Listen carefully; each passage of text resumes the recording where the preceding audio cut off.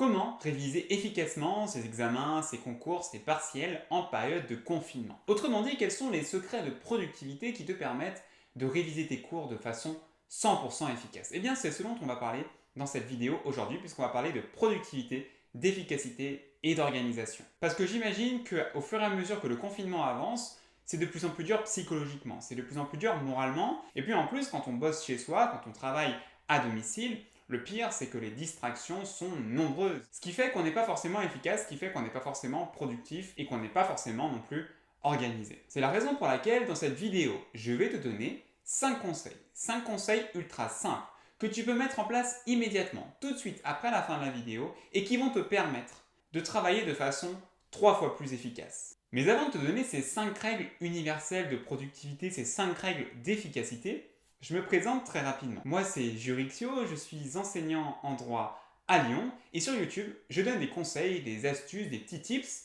pour réussir tes études, pour faire en sorte que tu réussisses tes études. Et également sur Instagram, je te motive, je te booste, je t'envoie plein d'ondes positives pour que tu parviennes à tes objectifs, pour que tu réussisses tes études par exemple. Alors si tout ça t'intéresse, si tu as besoin de doses quotidiennes de motivation, de doses quotidiennes d'ondes positives, eh bien n'hésite pas à venir me rejoindre sur Instagram. Mon Instagram, tout simplement, c'est Jurixio. Alors maintenant, attaquons le cœur de la vidéo. Comment être efficace quand on révise ses cours à distance? La première règle qui est vraiment fondamentale et qui est pourtant très négligée en pratique, très négligée, c'est de s'habiller, c'est de se laver. Et alors, pourquoi cette règle est si importante? Pourquoi cette règle est fondamentale pour être efficace? Eh bien, tout simplement, c'est que le matin, si on se lave, si on s'habille, si on fait un effort pour être présentable pour soi-même, eh bien le cerveau, il va assimiler le fait qu'on soit au travail. Ça veut dire qu'il va se dire « Ah, ça y est, il s'est lavé, donc je vais pouvoir enfin me mettre au travail. » Tandis que si on reste en jogging toute la journée, si on reste en sweat jogging, tranquille, à la bienne, eh bien là par contre, on va être beaucoup moins productif, beaucoup moins efficace parce que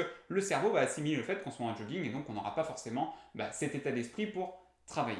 Donc la première règle, vraiment importante, se laver au moins et s'habiller, surtout faire un effort de s'habiller. Alors je dis pas qu'il faut mettre une chemise ni s'habiller en bombe avec une robe, mais tout simplement faire un effort, mettre un jean, mettre un pull, mettre un sweat éventuellement, mais au moins faire un effort pour s'habiller. Et puis d'ailleurs aussi, autre petite astuce en rapport avec tout ça, c'est que pour se mettre au boulot, on peut aussi mettre des chaussures. C'est tout con, mais mettre des chaussures, ça nous pousse à l'action directement. La deuxième règle, elle concerne l'environnement de travail. Il est important d'avoir un environnement de travail qui soit propre, qui soit rangé, pour travailler dans de conditions sereines. Alors si c'est possible également, si ta maison, si ton appartement le permet, ce qui est bien aussi, c'est d'avoir la lumière naturelle en face de soi. C'est bien, ça stimule un peu la créativité et ça stimule la productivité. Donc si tu as un peu de lumière naturelle, une fenêtre par exemple, bosse en face de ta fenêtre. Et puis autre chose en rapport avec cette histoire d'environnement de travail qui doit donc être rangé, propre, il est important de se munir, quand on travaille, quand on révise, quand on bosse ses cours, de se munir d'une bouteille d'eau.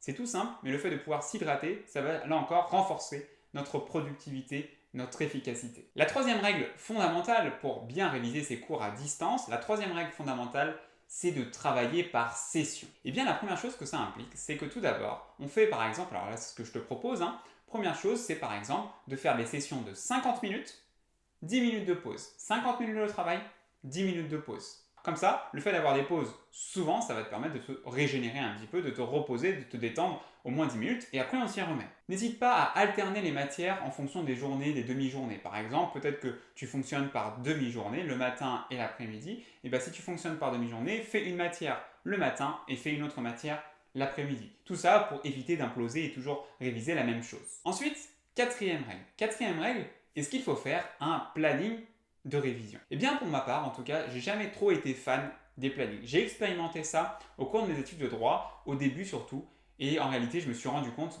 que ça ne me servait pas à grand chose, bien au contraire c'était contre-intuitif. Pourquoi c'est contre-intuitif un planning? Pour moi en tout cas, après chacun fonctionne différemment. Pourquoi c'est contre-intuitif? Parce que je me suis rendu compte que, ok c'est bien d'organiser ses révisions dans un emploi du temps, mais finalement je me suis rendu compte qu'on ne le respectait jamais.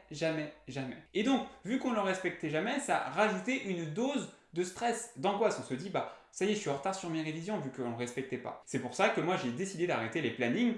Et au contraire, ce que je peux te conseiller, si tu n'es pas trop fan avec les plannings, c'est par exemple, la veille, tu vas écrire une to-do list. C'est-à-dire une to-do list, une petite liste de toutes les choses que tu vas devoir faire. Donc par exemple, réviser telle ou telle matière. Et ça veut dire que le lendemain, tu vas prendre ta to-do list et tu vas faire les matières qui sont inscrites sur celle-ci. La cinquième règle, très importante pour travailler à distance par cette période de confinement en l'occurrence, Cette cinquième règle, ça concerne la nécessité d'utiliser toutes les ressources numériques disponibles. Parce que forcément, dans le contexte particulier, dans ce contexte de confinement à cause du coronavirus, eh bien forcément, on n'a pas accès à la bibliothèque, on n'a pas accès aux livres papier. Et ce qui implique donc un changement d'état d'esprit, ça veut dire que l'information, il va falloir aller la trouver sur les livres numériques. Et le problème, c'est que parfois, les étudiants, peut-être que ça te concerne toi, parfois les étudiants ne sont pas assez au courant de toutes les ressources numériques auxquelles ils ont accès. Alors que si on va sur l'espace étudiant, si on va sur Moodle, sur l'ENT, bref, je ne sais pas comment ça s'appelle chez toi, eh bien on se rend compte qu'il y a plein de ressources numériques, plein de livres sur Internet auxquels on peut avoir accès. Je prends un exemple tout simple. Il y a un site internet qui s'appelle ScholarVox et qui est vraiment génial parce que dans ce site internet, il y a plein de livres, plein d'annales par exemple pour réviser les cours, dans toutes les matières d'ailleurs, que ce soit le droit ou ailleurs, la science, tout ça, il y a plein de ressources sur ce site ScholarVox. Donc regarde bien de par ton espace étudiant si tu as accès à ScholarVox, je te conseille fortement d'aller voir ce qui se passe. D'ailleurs, je te conseille également, par rapport à cette question des ressources numériques, je te conseille également d'aller voir le site L'étudiant. Sur ce site L'étudiant, alors peut-être que tu le connais, sans doute que tu le connais d'ailleurs, il y a plein d'astuces en ce moment, surtout par cette période de confinement, plein d'astuces, plein d'articles sur la productivité, sur l'organisation, sur des témoignages, et je pense que tout ça, ça peut t'intéresser et ça peut te rebooster, ça peut te remotiver. Je mets le lien en description. J'en ai donc terminé avec mes 5 règles pour être 3 fois plus efficace. Tu peux les mettre en application directement à la fin de cette vidéo, tu vas voir comme tes résultats vont exploser. Et puis si la vidéo t'a aidé à te motiver, à te booster, n'oublie pas de liker la vidéo et puis également de t'abonner à la chaîne pour recevoir d'autres contenus boostants, motivants pour t'aider à réussir tes études. Prends soin de toi, prends soin de tes proches et surtout, ne cesse jamais de croire en toi.